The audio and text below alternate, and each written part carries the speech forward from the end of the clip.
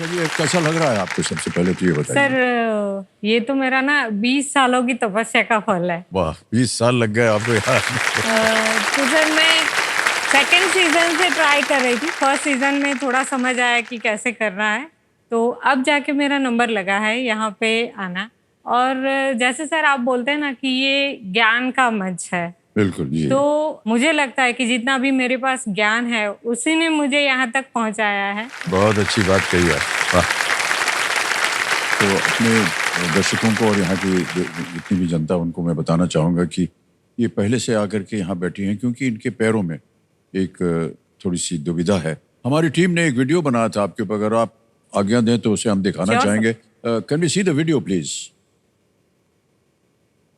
मेरा नाम हर्षा रजनीकांत उपाध्याय है। मैं अहमदाबाद गुजरात से हूँ।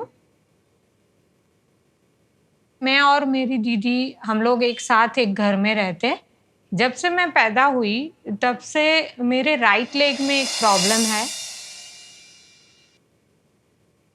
डॉक्टर्स के अनुसार इसमें नॉर्मल वेन्स डिस्ट्रीब्यूशन जो होता है वो राइट लेग में थोड़ा ज़्यादा है, इसलिए उसका ग्रोथ थोड़ा ज़्यादा हो रहा है।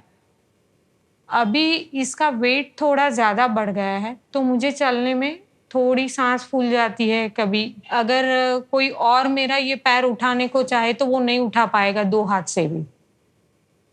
जब मैं कहीं पे बाहर जाती हूँ ना, तो लोगों के अलग-अलग तरीके के रिएक्शंस होते हैं। वो थोड़ा-सा ऐसे शॉक हो जाते थे और डर के मुझसे दूर हो जाते थे। हर्षा को कोई ऐसे देखता था ना तो मुझे बहुत गुस्सा आता था। ऐसा लगता था कि मैं उसको मारूं, कुछ बोल दूं। बहुत दुख भी होता था उसके साथ कि इसमें क्या बड़ी बात है, तो है एक प्रॉब्लम है तो फिर। ऐसे दीदी मुझे मोटिवेट करने की कोशिश करती है कि लोगों को जो बोलना है बोलने दे। तुम कुछ अलग हो, यूनिक हो, तो फिर ऐसे ही चलो ना।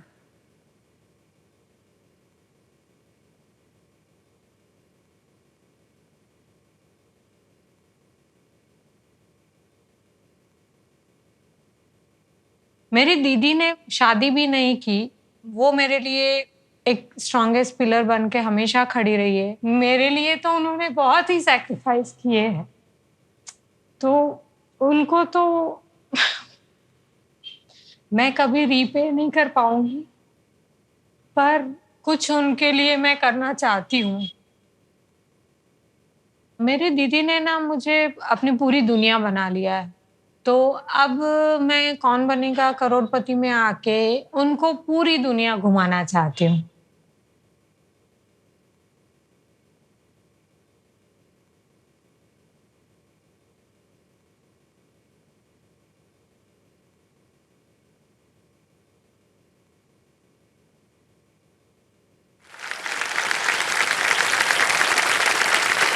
दीदी, आपका त्याग जो है वो अद्भुत रहा है। कोई भी इस तरह का त्याग जो है आजकल की दुनिया में बहुत कम देखने को मिलता है। Yes. आपने अपना पूरा जीवन जो है वो समर्पित कर दिया अपनी छोटी बहन पर। बहुत बहुत शुभकामनाएं, बहुत बहुत बधाई। आप इसी तरह अपना जीवन जीजिए।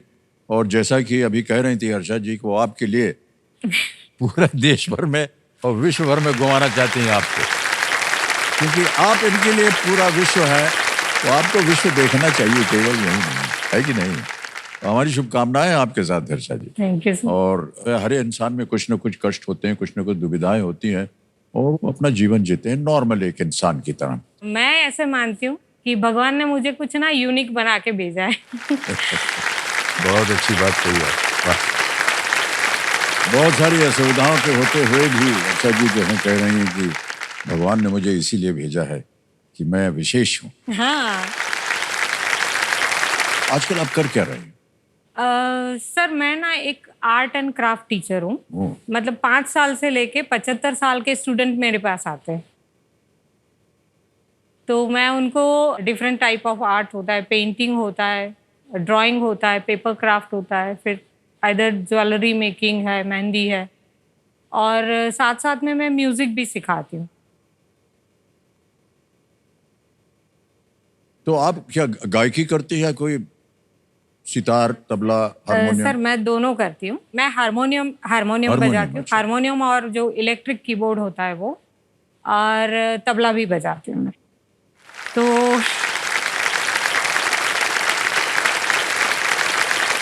कुछ भी छोड़ा नहीं है आपने। सर छोड़ना भी नहीं चाहिए। हाँ जी, बहुत अच्छी बात है ये। 4-5 साल ऐसे थे कि मैं घर की दहलीज को पार नहीं किया था, तो वो मेरी आर्ट ही थी, जिसकी वजह से मैं वो कोई डिप्रेशन में नहीं चली गई, तो उसी ने मुझे उबारा है उस चीज से। ओके, ऐसे ही मैं पूछ रहा हूँ आपसे हाँ सर। कि ये जो आप शिक्षा देती हैं बच्चों को, कमाई हो जाती है इसमें? इतनी ज्यादा नहीं, क्योंकि स्टूडेंट्स अभी कोविड के बाद थोड़े कम हो गए। पहले थोड़ा था, तो अभी महीने में 3-4 स्टूडेंट्स होते हैं मेरे पास। ओके। तो उतनी ज्यादा नहीं होती है, पर चल जाता है सर। घर चलाने लायक? हाँ सर, हो जाता है। मतलब घर चलाने के लिए भी पापा ने थोड़ा सा हमारे लिए थोड़े पैसे छोड़ के गए, जी, तो जी। उसका थोड़ा बहुत इंटरेस्ट आता है और थोड़ा बहुत मेरी कमाई हो कमाई जाती होती है आपकी, जी। तो उसे हो जाता है। पर एक्स्ट्रा जो शौक है वो करने के लिए पैसे कम पड़ जाता है कभी। जी जी जी। बाकी वो शौक हम जानते हैं क्या है, और दीदी प्रसन्न होंगी इससे सुनकर। हर जगह पर देखा गया है, हर्षा जी ऐसे ही बात कर रहे हैं कि जब कभी भी कोई असुविधा होती है लोगों की, वो लोग निराश रहते हैं, डिप्रेस रहते हैं, और जब से आप यहाँ आई हैं तब से हम आपको मुस्कुराते हुए देख रहे हैं। और कहाँ से आपको ये प्रोत्साहन मिलता है? तो मैं शेयर करना चाहूँगी, क्योंकि क्या होता है ना सर, अगर आप कुछ अलग हो तो लोग आपको देखेंगे और उनके रिएक्शंस भी सर अलग अलग होते हैं। कोई आपको सपोर्टिंग वे में देखता है। काफ़ी ऐसे भी होता था, मैं कहीं पे बाहर जाती थी तो लोगों का रिएक्शन ऐसे मुझे देख के दूर चले जाना, या कभी कभी क्या होता है ना कि मदर्स या पेरेंट्स होते हैं ना, तो अपने बच्चों को मेरे पास नहीं आने देते। मतलब उनको ऐसे लगता है कि ये कोई चेपी वाला रोग है, और अगर उनके बच्चे मेरे साथ आए या मेरे साथ खेले तो उनको भी हो जाएगा। पर उनका रिएक्शन थोड़ा वियर्ड लगता था मुझे उस वक्त।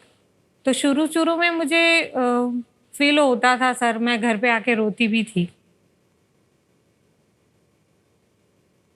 तो मेरे दादाजी ने एक बहुत अच्छी चीज़ मुझे बोली कि एक तो तुम यूनिक हो तो देखेंगे, तो उसको अनदेखा करो, और दूसरी चीज़ कि अपने आप को ना लोहे के जैसा बनाओ।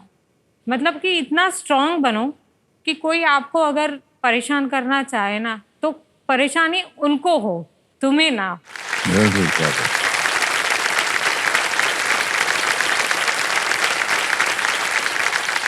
जीना जी, आपका सहयोग जो है अपनी दीदी के साथ रहा है हमेशा, और काफी कठिन रहा होगा ये आपका ये सफर। यस सर, बचपन से वो खुद बहुत स्ट्रांग है, पर हम दोनों एक दूसरे को बहुत सपोर्ट करते हैं। वो मेरा ज़्यादा बोलती है कि मैंने बहुत किया है, पर उसने भी मेरे को बहुत मेंटली सपोर्ट किया ही है। मम्मा के जाने के बाद मेरी रिस्पॉन्सिबिलिटी थी उसको संभालना, क्योंकि उस वक्त मेरे पापा भी एजेड थे और ये भी थी, इसलिए मैंने वो सारे त्याग कर दिया सब कुछ और इनकी सेवा में काम किया। वाह, बहुत कुछ। बहुत बहुत बधाई आपको।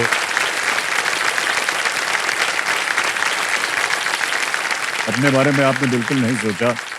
हमारी शुभकामनाएं आपके साथ, और इसी तरह आप हर्षा जी की देखभाल करते रहिएगा। Sure sure.